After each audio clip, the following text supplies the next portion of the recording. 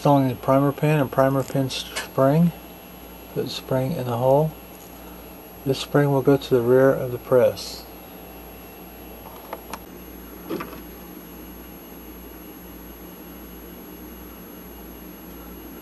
Press down on the rocker arm over here. Slide this down over the rocker arm and drop it. That's all there is to it. Installing the indexing rod.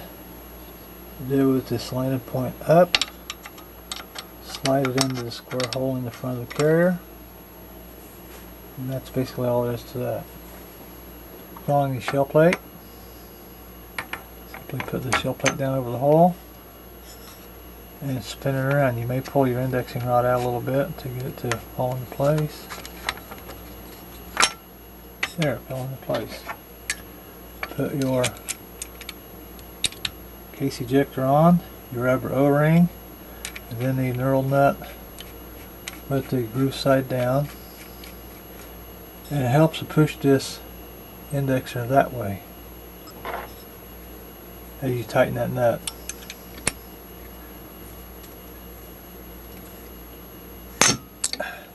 That helps with your indexing. This is how the indexer works. As it reaches the top of the stroke, it tilts this outward just a little bit.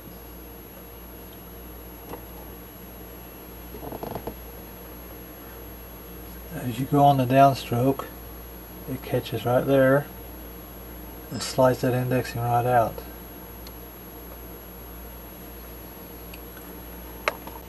As it nears the bottom of the stroke, it pulls that indexing rod over, which allows the handle to push the indexing rod in, which indexes the shell plate. The first thing we'll adjust are the case retainers. These hold the cases in proper placement when you're reloading.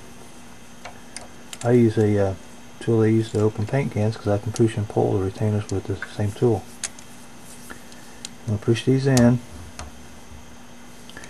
where they're past the inner side of this black ring, but not so far that they'll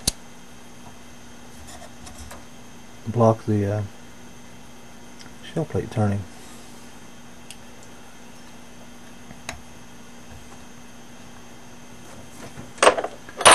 And be careful with the priming, because we don't want to hurt our priming mechanism too far.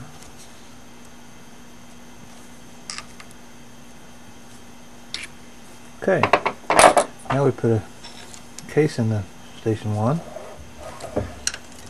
and run it through the press.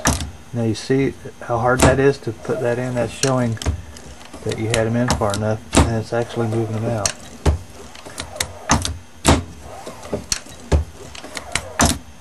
There, now we have our case retainers properly adjusted. Put the case in station 1 and slowly index, and watch carefully as this pushes this back, and see if it's real nice and smooth. That was nice. Okay, now on the way on the upstroke,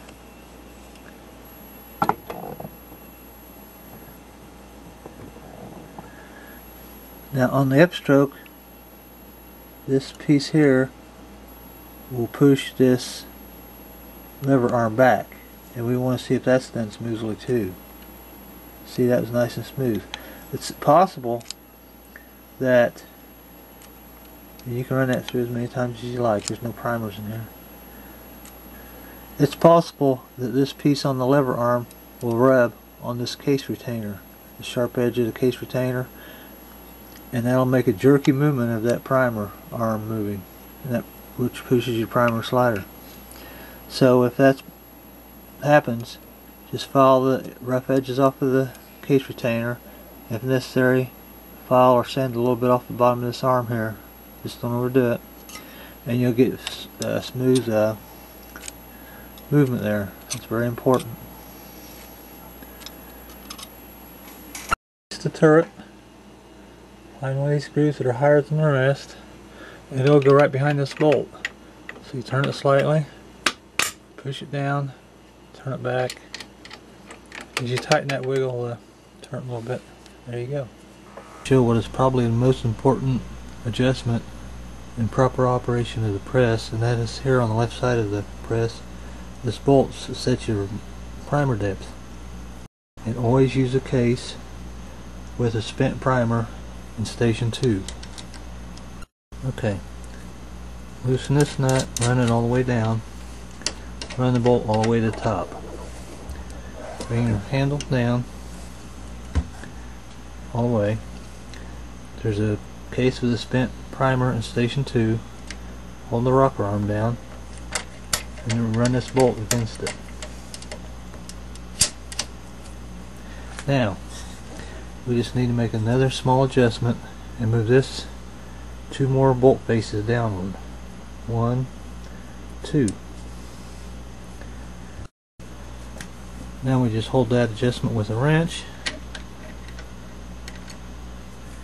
and tighten it. This is station 1. It's on the right side of the press. Below that is a black arm that sticks out the right side of the case for your case inserter. This die deprimes the case and resizes it. Station 2 has no die. That's where the priming is done. Station 3 is the expanding die. It expands the mouth of the case a little bit to make bolt placement easier, and also does the powder charge. Station 4 is this bolt seating die, and can also crimp the case to remove the flare you added here. But I use this die for bolt seating only, and I crimp with a factory crimp die in station 5. To install die number 1, have the handle down, hold it down tight. Run the die down until it makes shell plate contact.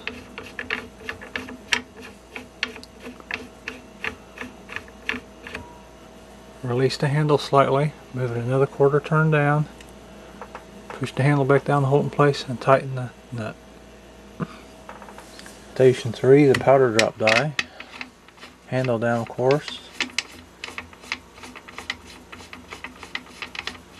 Screw the die down to shell plate contact. Make sure your nut's not bottomed out. Come out about 3/4 of a turn. Tighten the nut down.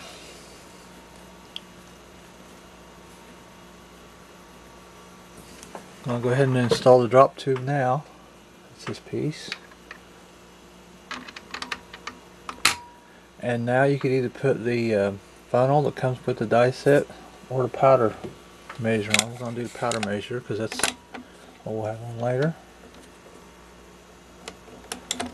Just tighten it down. Put a case in station 1, resize it. No primers in the system. Bring it around station 3. Now let's do its business. Now feel the top of this and see if it has a little bit of a flare there.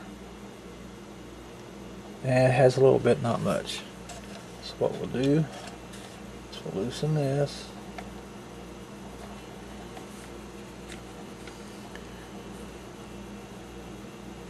Loosening that a little bit, run the die back down,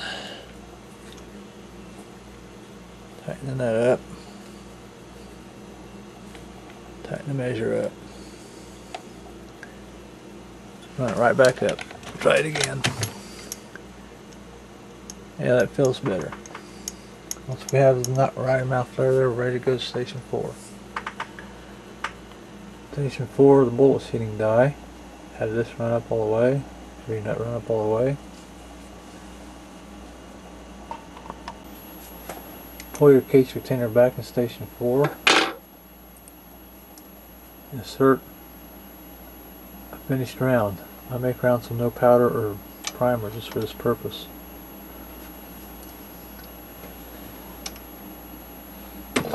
Handle all the way down. Run the die down until it makes contact with the case. Tighten the nut.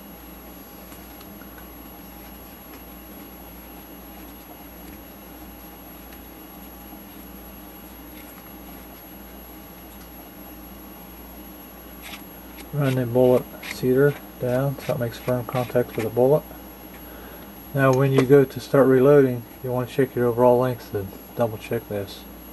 Bullet shape can affect that, and also just the play in the system might. So always double check your overall length when you start reloading.